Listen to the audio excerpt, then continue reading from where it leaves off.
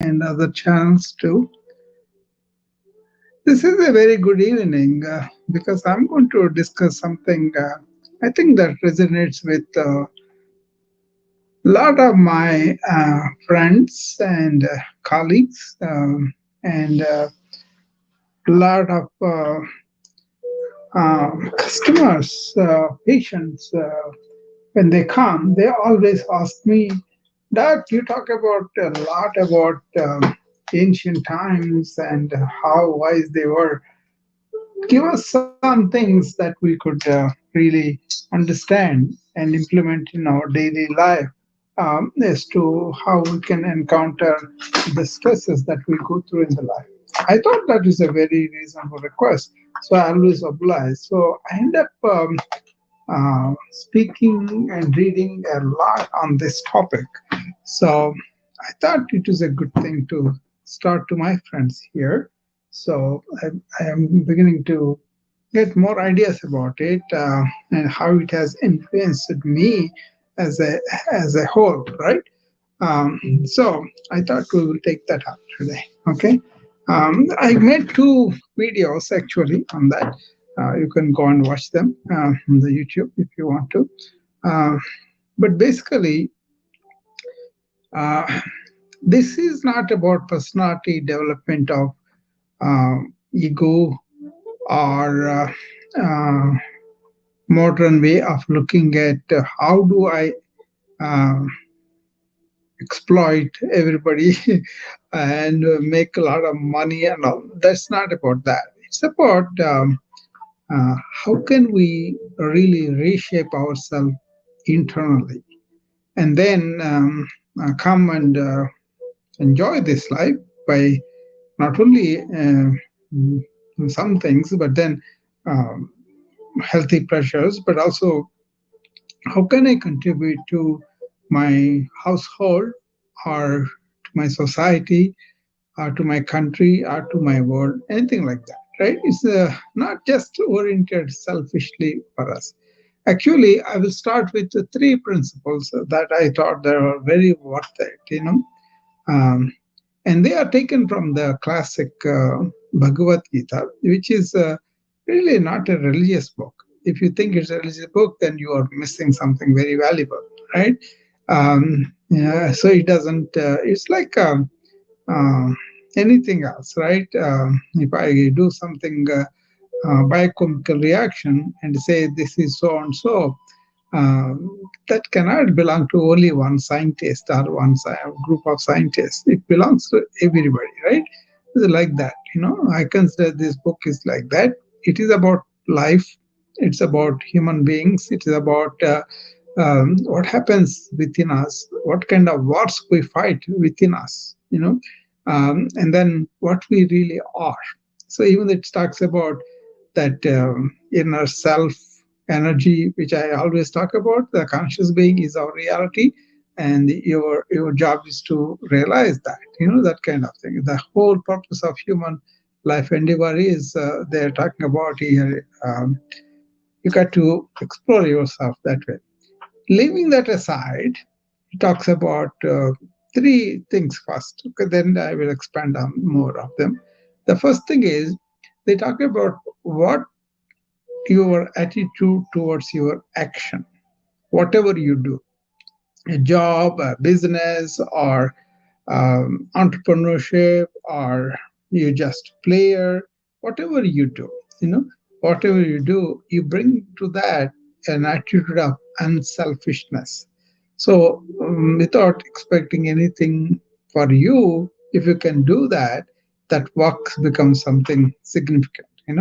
Um, People may want to have something for the living, for something for their basic needs and all that. That's not what we're talking about. We're talking about excess greed, and they say, I want to have so much for my generations.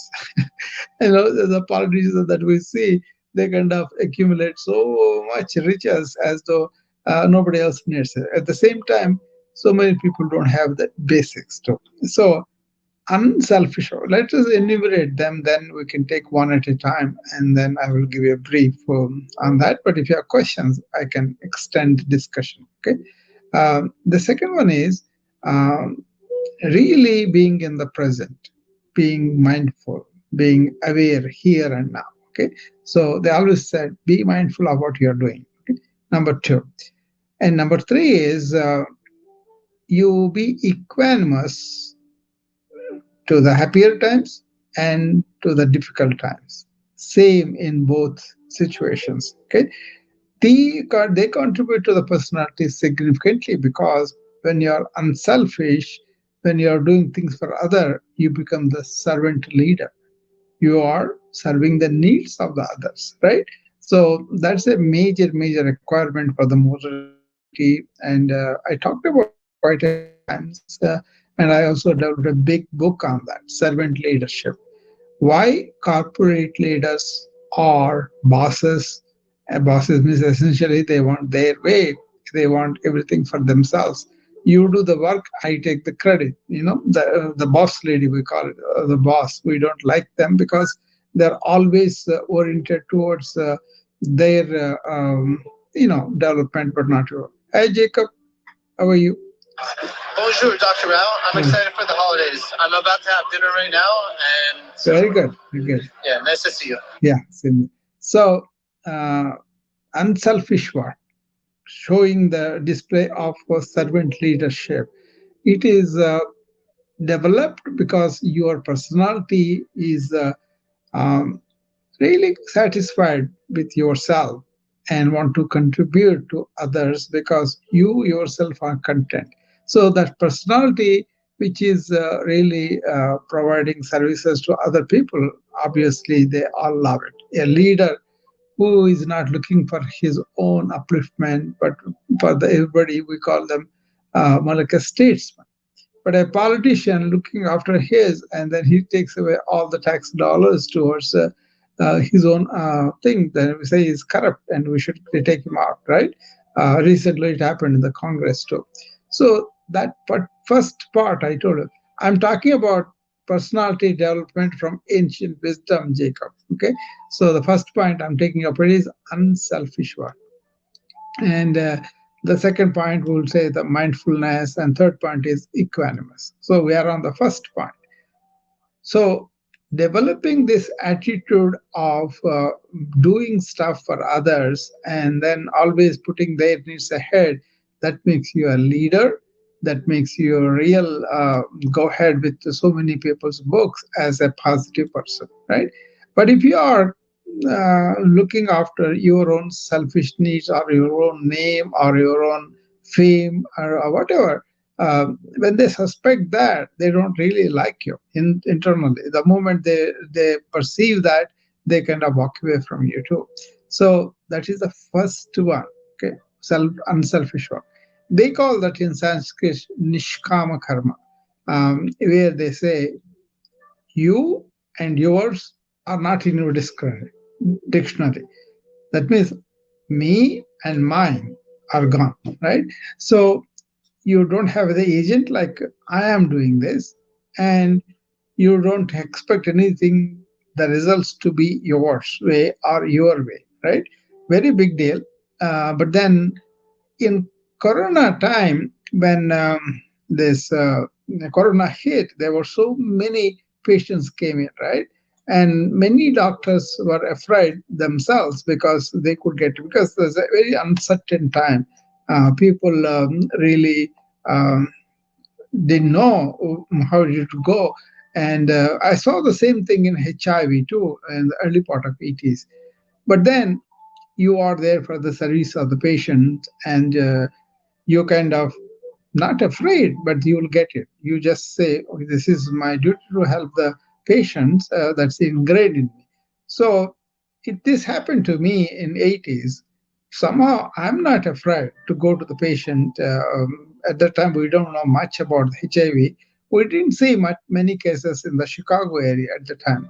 But there was one patient came, and my assistant professor and other people, oh, they were making a big drama because they were so scared. They don't want to go there. They are, then I just walked up. They thought either I'm a fool or I'm a very good guy. But outwardly they said, oh, he's very brave and all those things. But I didn't think that was any big deal because As a physician, we took a oath that we will take care of the patients when they come, right? And the fear itself lowers your immunity. But when you approach with attitude, this is my duty, I have to do it, then you are like a brave soldier. And then you can go there and really nothing touches you that way. Of course, you take care of the gloves and all those things, but barriers will be there. Even wearing the clothes, gowns and the gloves and the mask, they were very afraid. That's what I'm talking about. The same thing happened in the corona, when the corona came, because we didn't know what it was and all that. The people were very afraid, and that itself made them much more molecular chemical reaction that was not good. This is a immune reaction, right? Many people died because of that fear, because that aggravated the cascade of so many hormones, and that really made the virus and the its effects much worse. Okay, this is established. This is kind of published too. So we always wanted to educate everybody. No, the corona may be there, but you have the immune system. Maybe you don't have immunity for this virus, but if you live a healthy life, eat well and exercise and all that, keep a healthy body and healthy mind, you can fight all these viruses much better than otherwise if you are afraid. Okay, there also, if you are afraid, that means you are in a way you're selfish in terms of patient. We don't want to go there because I want to protect myself first and then only other. So that kind of thing. So that ancient wisdom talked about, you have to act. You have to act because you want to contribute to the path of life. You want to contribute something to the life itself. Okay, and then that could be small or big and whatever, but then you always want to give it out from your inner fulfillment or contentment that comes with all that ancient wisdom studying and learning or all that, right? So you are full and you are confident, you are content, you are fulfilled, and that's why you want to give the to other people. You don't want anything because your cup is full, that kind of thing. So unselfish activity is not sucker like, is not dumb or not intelligent or anything. It's actually a highly intelligent thing to do, to give without asking anything in return. I get a lot by coming and sharing whatever I know, whatever I'm learning, whatever I'm living to whoever comes to my room. You know, so I don't force them to come, or I don't say anything insulting to them. But I'm kind of happy that somebody is there. Even one person is there, I'm happy. I'm happy to. Even if they are not there, I will do my monologue and go. But then that's up to them, right? So number one principle in personality development is we do contribute to life, we do it unselfishly, and all our actions are unselfish. Like I said, if you are doing for regular things of running your life, basics, and earning a livelihood for that, that's not selfish. But then doing only for that will go away after you got a salary, but you want to have more motivation as to what to do, not the motivation of more rewards or whatever you get, promotions and all, not that. But then how can the institution can grow, how can the other people, I know a lot of people exploit that kind of tendency that is there, but eventually life will turn around and then it will reward you to you as to what the things you have done to contribute to other people's life, or to contribute to the life itself, life flow, life growth, life whatever is going on. For example, you see the wars, and so many wars are going on. Whatever you do to prevent the wars, that is contributing to the life. So that kind of thing. So number one is unselfish action. Any comments or questions, Jacob? Are you able to talk?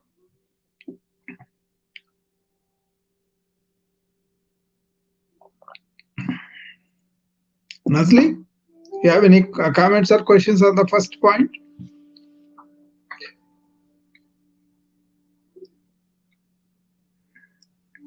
Okay, let's move on to the second point I was going to talk about. This is about, in your terms, like a mindfulness. And as you know, I don't like the term, but I like the awareness, or at least be aware in the moment, right? Moment to moment awareness. That is, many people term it as mindfulness. That means whatever you are doing, you pay complete attention to it. This is something you want to have in your personality, because it not only really saves a lot of stress and burnout down the line, but also it kind of makes you more efficient, more to the intentional, more to the purposeful point of view, right? So if you have a purpose in life, you have some meaningful things that you want to do, or you want to learn, you want to share, for anything. What's important is having this ability to focus, concentrate, or mindful, whatever you call it. But this quality of able to focus our thoughts and everything into one is a very important thing in personality development, because the people who are taking jobs and focusing and doing them, they get more jobs, more appreciation and all that. So that will actually helps everybody around them. So they become natural leaders. So when you develop this kind of personality, a lot of people will look to you, oh, he will get things done. Let me go and talk to him. Let me give. Even my work, I always look for the nurses who kind of jot them down what I was saying. I may say very gently, but they are very meaningful for me, because I would say this patient should not eat today because we're going to do this procedure tomorrow, right? Night. That's important. It's simple, but it's important. But then there are routines that people normally do the NPO and all that. But still, there are certain, I just use as an example, but what I am saying, the instructions will be very quick, very brief, but to the point. And then I like those nurses who write them down, and then they kind of execute them. So that kind of thing, we always look for whoever is in the team that are really geared to the goals and the purposes of the team in the hospital. We look for them and we make them leaders, because they take responsibility and pay focus attention and then get them done. Okay, so I can't say enough about how important this trait is. This trait is something the ancient wisdom talks about. What they say is, you got to have what's called Sanskrit shraddha. That means you have to have real devoted attention to what you are doing. Okay, so they talked about this very much. There is a story on this epic. This kid is a very big warrior, right? He's a famous warrior, and he can really throw arrows with both hands. So he's so good in the childhood, when he was with the teacher. The teacher takes these kids one day to a remote forest, and the forest, they find a tree. On the top of the tree there's a bird, right? And then they're supposed to uh, hit that bird with the arrow and then prove their accuracy. So other people come and they miss the bird. But this kid comes, and then the teacher asks him, "What is that you are seeing now?" And he says, "I'm seeing the eye of the bird." You know, and nothing else. He sees the eye. His accuracy is so good because he can focus on one particular point, and the other people are not having that accuracy. Even though he throws arrows very quickly, but his arrows are so accurate, and that's why he became the archer of that century or whatever, right? Uh, it's just not the archery. Anything you want to fire with a gun, or you want to really do a sport thing, or you want to go and do any sport, you need to have that being in the zone. That means you don't have all these other thoughts going on. Okay, so actually, uh, in the Chicago Bulls, when Michael Jordan was playing, Phil Jackson was their coach, right, in Chicago. And I enjoyed those six championship trophies that they won. So I used to watch their games. I was in Chicago at that time. I was in Chicago for about 8 years, I think. Then the interview came that Phil Jackson was familiar with Zen Buddhism. So he learned how to calm your mind and how to be in the moment, how to score well and immediately go for the next one. All those things are there. So he used to tell them, okay, yours is like a journey. You take the ball, go to the other side, and put it in the basket and score. Immediately you have to forget it and be a defender and then come back to defend the other one. So what you do is you go to the journey, finish the goal, and then just don't retain that, empty your mind so that you can go and do the defense better. Okay, and he used to make them sit down and do meditation before the game. I think many people didn't know, but then they made fun of it. Both Pippin and Michael, they made fun of it. They were laughing. He was making them do, but then so later they realized how they were able to be more focused on the code. You know, so that's why always be focused. Like I talk about this morning in the morning, well, the wellness club is there. I invite my students to be here and now. That's the first thing I say always. That means don't worry about the bills that you're going to pay later after the class. They can all wait unless it's an emergency. Every small thing can wait, right? So I train them to be in that hour completely aware here and what we are doing, what the body is doing, is focused on that. And once you establish yourself in the presence, carry that like a flavor for the entire day that is coming up. So this adds a lot because you would be reactive that easily and you will be not thinking around and you will be intentional in your thinking and you'll have a better day that way rather than being reactive to everything, feeling bad and creating all sorts of stress hormones within you. All those things are there, right? So that's why I teach them how to be in the present in the morning. Actually, this is an important point about our information age. What we are doing is when we get up, we immediately activate our thought process in that I thought, that first thought that comes, it builds up a network of thoughts continuously. What I'm going to do, how I'm going to do, all those things. But they don't pay attention to what is happening in that moment, right? On the other hand, if you cultivate that habit of being in the moment, moment to momentary awareness, then each work you do, you pay complete attention, finish it off, and then go. Even if it takes only a few seconds to finish it off, do it, and then that's why I advocate people how to handle the multitasking, being attention to each task. That's what I teach them, right? And then they go and try to focus and do all that. So that is a very, very important characteristic in the personality development is how you approach whatever you do, what kind of mind you bring to that. Are you going to bring a mind that's thinking 10 different things, or are you going to focus on the stuff that you're going to do? Actually, that's the key in the information age by finishing off each task and moving to the next one. That way, you save enormous energy. Otherwise, it is spent in the so many other thoughts, unnecessary thoughts. And your mind also messed up because it doesn't know which way to go. It can only hold one thought at a time. Remember, that's the key to understand mind management. Okay.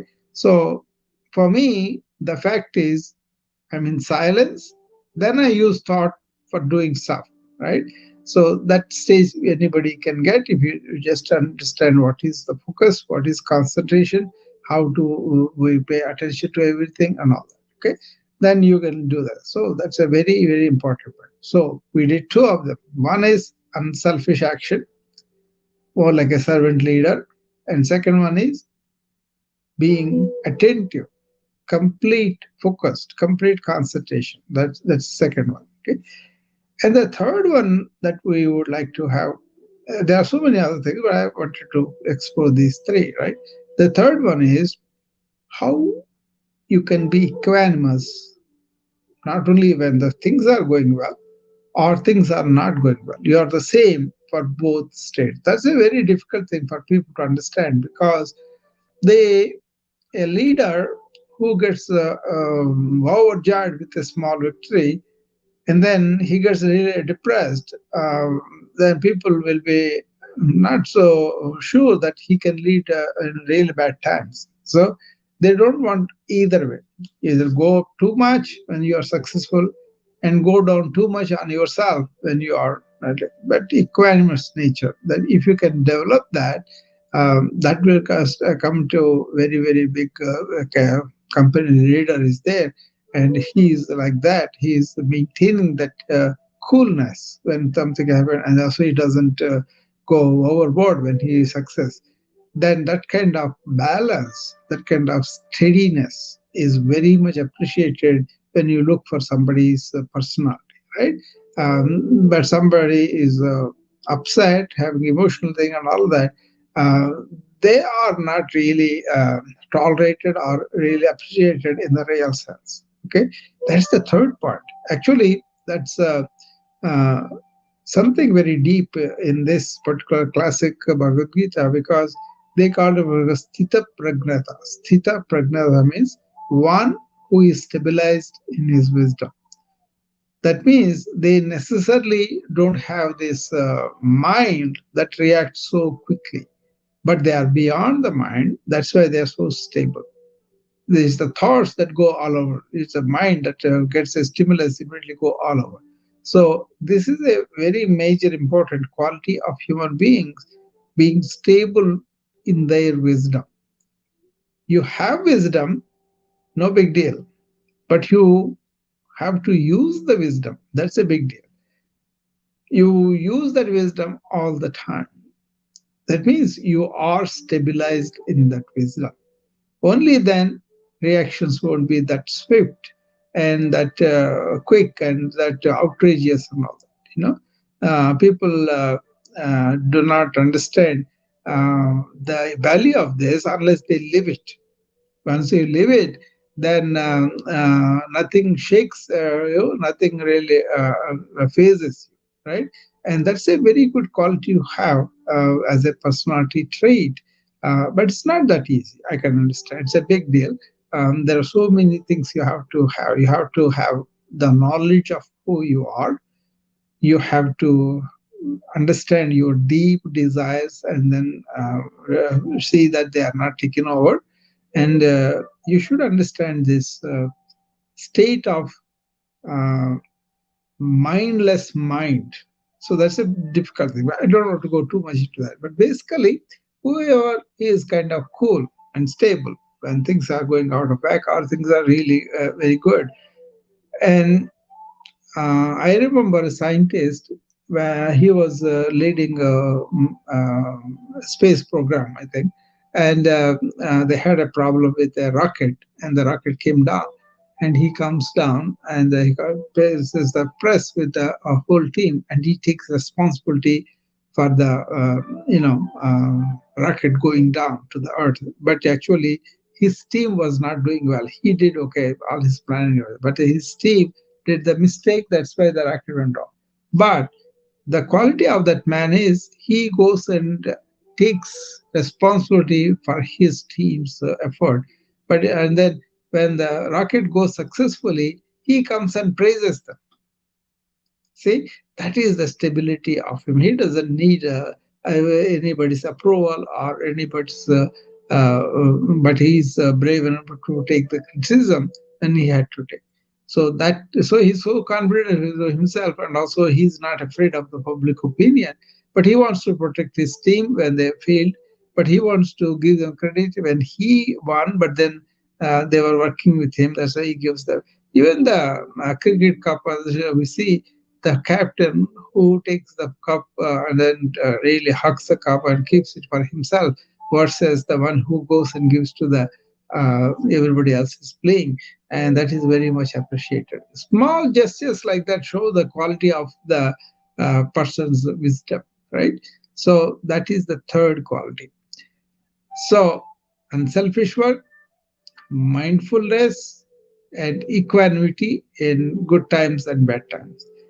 If you can understand these are all happened in that particular book, and many people looked at that book and then draw lot of qualities that could really enhance our personality. Actually, I was invited by somebody for this Sunday or next Sunday. Next Sunday, I think. They want me to talk about how this is therapeutic, and I'm going to talk to them about how a lot of therapies that were from nutrition, they have advised a lot of good things. He talks about ripe, delicious, nutritious fruits as our diet. That's a lot of problems. Anyway, so if you expand on the other recommendations of the ancient wisdom is, they are insisting all the time that we are all interconnected, we are all in one energy. This has long-term effects on the human personality because once you know we are all one, how can you act against anybody else, right? Once we know we are all interconnected, it's much easier to communicate to, you know. And once we know we are all interconnected and all that, we can help the climate in a big way, you know. And this should be really in the education of the kids, so that they don't grow up feeling separated from everybody else, but they feel like interconnected. So that is tomorrow. I will explore those things much more. If you have a chance, go and see these videos, and then I will talk to you tomorrow again. Okay. So, any comments, questions, anything anybody has to say before I leave?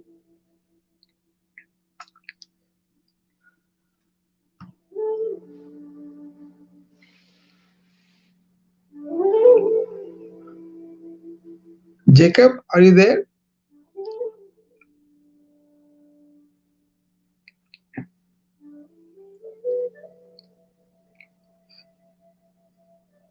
Hopefully, this all made sense because I was talking monologue. But if anybody has questions or comments, so you can come back and talk to me. So I will see you back tomorrow with the second edition of this, and then we will see whether those videos can be brought up here, and then people can see them. Basically, expansion of these points. I wrote it there. So this is like a more like a knowing the real substance of that book and not making it a religious thing. Actually, I never make religious because I'm not Hindu or anybody. I'm kind of more like uh, really, uh, citizen of the world. I don't want to be confined to one particular religion. I read all of them, right? Everybody says the same thing as far as I'm concerned. Okay, I will see you tomorrow, the second edition of this, and I'll talk on the same thing, maybe expand them a little bit more. And if you have any other questions, that will be much nicer. Okay. All right. I'll see you tomorrow.